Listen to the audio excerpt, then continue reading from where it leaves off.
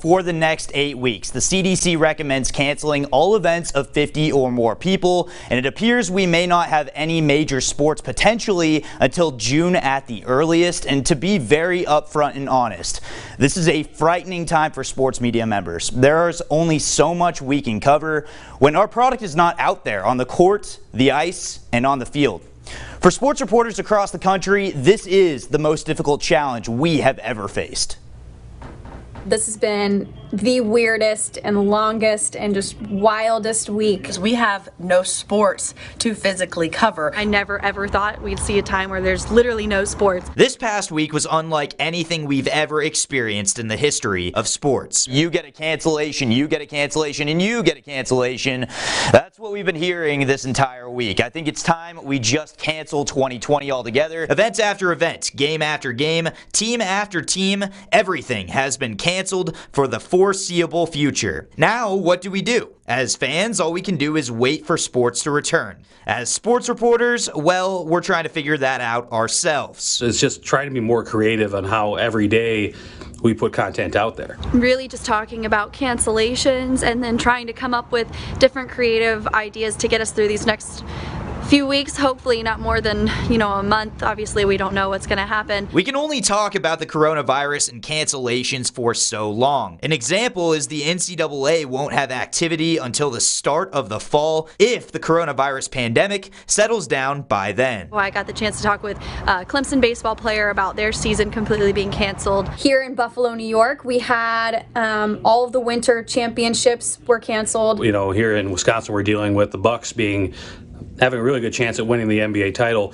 Is that still going to happen? When is that going to happen? The Pig Trail Nation, our product, our sports, we're not just saying see ya when we see ya. We're going to be here. We're going to talk this through too, because we know that fans have questions. I would be lying if I said this wasn't affecting us at all here in Abilene, Texas, and across the country as well. Sports reporters are struggling day in, day out, trying to find stories and give you the local coverage that you deserve. We're persisting. We're doing everything that we can, but until the coronavirus issue is resolved, all we can do is take it day by day. But what we're trying to do is let people know that yes, sports has stopped, but we are not. We're talking to players, to former players, coaches. And while our jobs are still relevant and maybe more than ever before, it's the uncertainty of the COVID-19 outbreak that gives sports reporters an uncertain outlook on the future. We don't know what the future is, and it's heartbreaking for the athletes. I think that's where my heart hurts the most. We're kind of walking a tightrope, kind of figuring out what we're going to be doing, what we're going to be covering as sports reporters.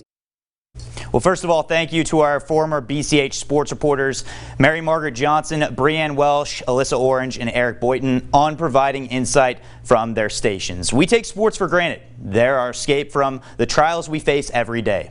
I gained my love for sports when I was a kid. I went to bed every night listening to the voice of legendary Hall of Fame broadcaster Vin Scully call Dodger games. It was October 2nd of 2012 when he described a Dodgers loss to the Giants, now ending LA's hopes that year for a playoff berth. While I never wanted to remember that crushing feeling of our arch rivals defeating us in that fashion, it was Vin's very words there that I would hold on to forever. He said, "That's the way this game is. You win, you lose, you celebrate, and you suffer." And I'll never forget those words because they explain the value of sports. And instead of the uncertain, emotional roller coaster ride our teams take us on each and every season with no guaranteed finish at the top, well, all we have right now are broken hearts and craving what we love most, and that's having sports.